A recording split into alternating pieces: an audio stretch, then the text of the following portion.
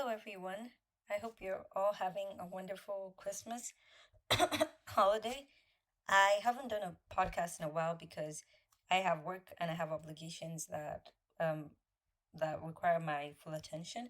However, I'm trying to get back into the swing of things because I really want to create a community where women are talking about important issues and actually trying to build past the very low quality conversations we have for female self improvement on the internet. And one of the ways I really got to the space I'm in today, which is not a perfect space, but I am a woman who earns a certain amount of money in my 20s and I'm doing pretty well for myself, was that I learned about this thing called archetypes. And I learned it from this woman who recently passed, who I deeply admire. Her name is Aisha K. Faines. And she talks about archetypes in this way of looking at the different women we have in myth, in history, and in present day who fit into different categories, and not limiting categories like the Madonna horror complex, but more liberating categories like they are the Amazonian women who are like the wild woman archetype, women who love nature, who love the thrill of hunting. And then there are the women who are very scholarly, the women who love being close to the centers of political and socioeconomic power, and the women who enjoy leadership, and those are the sage archetype women. And then there are the mother archetypes women, the women who just love the act of mothering and bringing children into the world. So when I learned about this idea of archetypes, it really liberated me because I always, I won't say I questioned my womanhood, but my womanhood was up for debate when I felt like womanhood was this when I felt like womanhood was this thing that you had to be. And if you didn't fit into these very clean boxes, you were not as womanly as other women. And this box was, I guess, the way we see womanhood today in popular culture, which is more of the lover archetype, like the femme fatale, the very sexual woman who dresses a certain kind of way, who always exudes this deep passion. And I always knew that although I do have lover tendencies, everybody's a lover at something. I knew that I had political ambitions, I had socioeconomic ambitions, I had ambitions for other things in my life. I also even felt like some of my greatest skills is my intellect, my ingenuity, my ability to be resourceful. And I felt like those were very important parts of my personality. So when I learned about archetypes from Aisha K. Faines, I realized that there was actually a lot of documentation on archetypes. A lot of times they were focused on men. We also see lots of different male archetypes, like the king archetype. We see this in Lion King. We see this in Black Panther. We see this in Superman. All these men who have dominion and save their community. And then we have the wise man archetype. This is like the Tony Stark.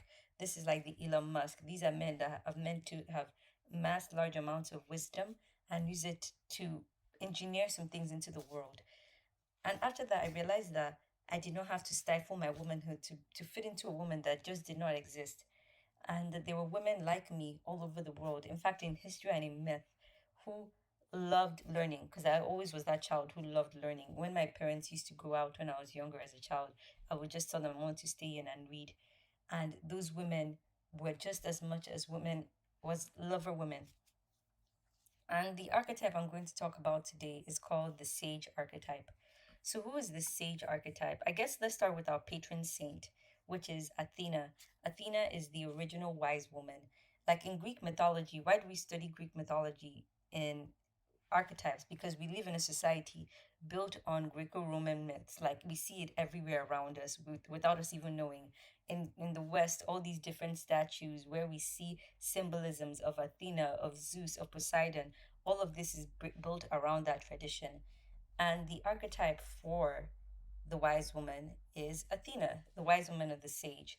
And why do we say Athena? Because she's strategically the Greek goddess of wisdom and craft and also of war. But when they mean war, they don't mean like actual physical war. They mean more of war strategy and I guess to put it in perspective, you know how Joan of Arc was a person who helped France at turn the tide in the a thousand year war.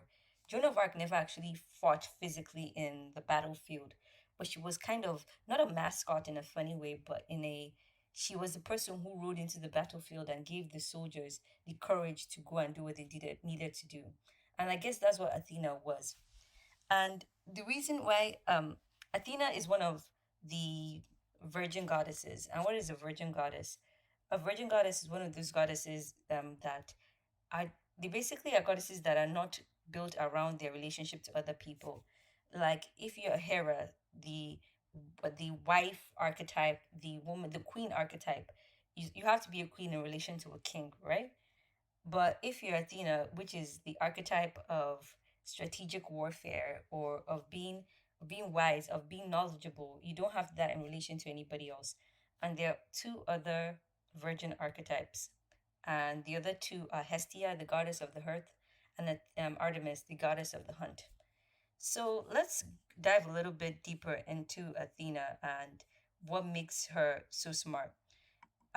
There was a city currently known as Athens, and both Athena and the Poseidon, that's the god of the ocean, of the seas, wanted basically to preside over that city. And so what happened was that the king of Athens told them to present a gift to reveal that to Athens, a gift to Athens. Poseidon, as we all know in Greek mythology, Poseidon is a very fickle, angry god. He struck the earth and created a fountain with his trident. However, the water that came out from that fountain was too salty and nothing could be done with that water. But Athena gave Athens, as you can see who from the name you can infer who won. She gave Athens an olive tree, and from that olive tree they could get olive oil. That olive tree was also like used to symbolize peace and prosperity on earth. And eventually they realized that that olive tree was far more useful to them than the fountain that Poseidon had given them. So I guess that shows you the power of like the sage woman to cunningly navigate such a situation, because Poseidon was known to be a very angry god, and maybe Athena, in her wisdom, knew that going head to head in any form of physical battle or any form of um, violence would probably not be the best strategy. But women with the sage mindset know how to face life challenges in a cunning way. They have, you hear of these mothers who have maybe $5 to their name, but are able to feed their family of 13 or something crazy like that. That is the sage archetype, because these women, they use their wit to win over the baker and the butcher to give them more meat. They use their ingenuity to make sure that they're able to ration the money they have in lots of unique ways. The sage is what really allows women to use our cunning ingenuity, something that society has told women in the realm of politicking, in the realm of speaking in public, that we are not the ones meant to do so. The sage archetype tells us no, you are actually the ones meant to do so. That all the time from Greek mythology, there was Athena doing it with Zeus, a god that was probably significantly more powerful than her, physically powerful. To today's present day, where you see female politicians and leaders like Angela Merkel tackles major issues within the European Union, to even in myth and in fiction, where you see like an Olivia Pope and you see a Princess Caroline for Bojack Horseman, who are able to see a situation that is complicated, difficult, and spin it to the advancement of the people they've chosen around them. So when you think of the sage archetype, think of a woman who sees the world truly as her oyster and is going after it, who knows that she's able to see a situation from a bird's eye perspective and knows that any mountains ahead of her, if she cannot go through it, she'll go around it. The sage archetype is basically what allows women to know that they can manifest truly what they want out of their lives through planning, strategy, and execution. And so, what are some sage women we have in recent history? There are lots of them all over us. Take politics. You have Condoleezza Rice. You have Ruth Bader Ginsburg. You even have a Toni Morrison. You have a Hillary Clinton. You have all these women who use political power to advance whatever socioeconomic and political goals they have. In older history, you have a Joan of Arc. You have a Cleopatra. Cleopatra was a sage in the sense of this woman knew multiple languages. She knew how to win over the affections of kings. It's easy to paint her as some kind of seductress, but think there were lots of beautiful women around these men. What made Cleopatra stand out? What made her different? Think of a Queen Theodora. Think of women who used, who ascended to the heights of political socioeconomic power through their wit and ingenuity. That's the sage for you. And in fiction, actually, one of my favorite sages in fiction is Princess Caroline, and then you have Olivia Pope, and even Wilhelmina from Ugly Betty. If you look at all these different women, you realize that these women's greatest strength is their intellect and the ability to size up a situation and work in their best interest. So, how signs that you're a sage? What are some signs that you're a sage? Well, do you love being in a big city? Do you love being in centers of power like New York, London, places where things are truly moving? As a child, did you enjoy reading a lot? Did you enjoy the process of just learning about the world around you? Do you enjoy methodical planning and need actually some form of grand strategy in your life? Do you feel stateless when you have no vision that you're working towards? Do you enjoy competition? Like sage women know that they want big things for their lives. And I also want to say with sage women having high ambitions, it doesn't mean that if you do not have high ambitions that you are somewhat um, exempt from this archetype. The sage allows us to know that we can compete and win, and everybody has a plethora of the different archetypes manifesting in different forms in their lives. So other signs that you're a sage are: do you enjoy repetitive hobbies that require lots of repetition? This might seem like a strange one, but also know that Athena was the goddess of weaving. And what repetitive like hobbies like sewing, knitting, hobbies that you can get lost in do is that when you are trying to solve complicated problems, those eureka moments actually come when you're kind of distracted and not thinking about those problems. So it's not surprising that sage women or women who are trying to solve very complicated problems in their early days and in their daily lives have hobbies that allow them to be truly distracted to actually let their subconscious mind actually solve those problems.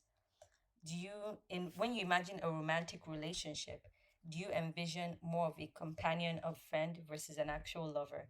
Because if you look at the lives of lots of sage women, whether it's a Michelle Obama, a Hillary Clinton, a Ruth Bader Ginsburg, even a Princess Caroline, even a Olivia Pope, all of them in different parts of history fiction, their partners are never truly men that have significantly more power than them. Yes, you could say the president obviously has more power than the first lady, but their dynamics are always ones where these men know that these women are their secret weapons, their co collaborators, their co conspirators. These are the women that they can bank on in difficult situations, and these are the women that they can think through complex problems with. So, do you imagine when you see an ideal partner for yourself, somebody who you can collaborate with? And how can you thrive if you are a sage? Well, these are some things that you can do to thrive as a sage. You can make sure that you always have a goal. Because as a sage myself, I realize that when I am feeling kind of stateless is because I do not currently have a goal. I do not feel like I have something I'm working towards. And I always kind of need to feel like there's something I'm working towards. And that's how I work best. Maybe you need to move to a major city because you enjoy the action and the thrill of being near power. You might need to start learning something new and something that particularly challenges you because sages need to know that they're being intellectually challenged at all times. Competition is part of being a sage, is understanding, sizing up the situation, and figuring out how to solve this complicated problem. Buy clothes that make you feel good about yourself because if you look at Athena, the patron saint of the sage archetype, she's the only Greek goddess to actually wear armor. And literally, when you look at women who exemplify this archetype, they are wearing clothes that are tailored to allow them to manifest their most authentic self in the world. These are women who not they care about their appearance, but not in the same way that a lover woman would care about their appearance. They wear it like armor. Their clothes are some form of physical manifestation of their knowledge, of their deep knowledge. You know a sage woman where you see her. Her clothes are tailored. She's ready for the conversation, and she's the news anchor woman who asks you the hard hitting questions. You know a sage when you see one. So make sure you have clothes that make you feel confident and comfortable, bringing out your fullest self in the world.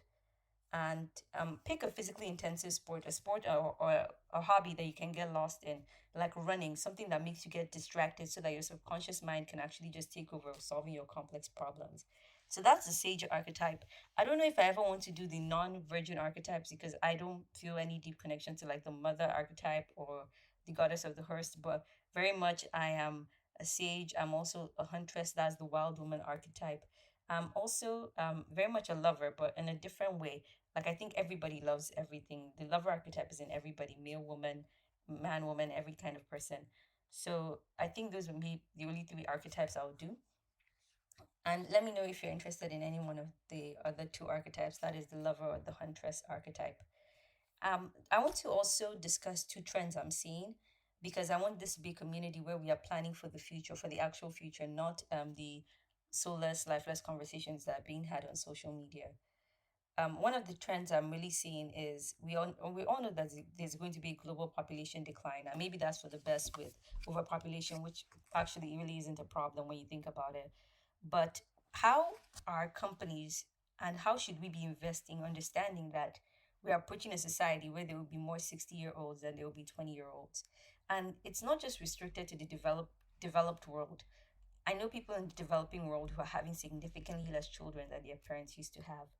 I know there are startups that connect older people to younger people and allow them to communicate. So maybe if you are a young person joining a startup where they are trying to figure out how we will handle the population decline could be a good move because we know such a company will grow significantly over the coming years. Also, maybe joining a longevity startup because if there are going to be lots of older people, we want them to be older and healthier. So, a longevity startup might be a good move to make in that situation. The second trend I'm noticing is the anti work trend, where you're seeing globally lots of young people being against working. And my question is, what do we do with this trend? How do we plan around it? How do we manage around it? How do we build around it? Because the goal for this community, I think, is to arm other women or is to pool our collective knowledge and make sure that every woman, at least in this community, is equipped to make the necessary moves for the next 50 plus years of our lives. And if there is a growing sentiment around work, does that mean that there will be more opportunities in union building? Is this part of a cyclical cycle where maybe we build unions, we build workers' protections, and then those worker protections get demolished and then we rebuild them? I think I want us to understand the world more instead of these stupid trends that happen on social media that they honestly don't only happen on social media and not in the real world. And lastly, this is a question, and I really hope anybody will comment if you stayed this long. Which countries are you going long on? Which countries do you think are going to be countries of the future? Which countries do you think are making the right innovations and are moving in the right direction? Versus which countries do you think will be left behind? Because I think the world where America was this dominant superpower, which I also don't think China will be the dominant superpower. I don't think we'll ever truly have a dominant superpower again. But which countries do you feel like if I was a betting man or woman, because this is an only woman sub, I would really like to live here. Thank you all for coming to this podcast. I hope to do better and release more. Have a lovely holiday, and I will see you all later.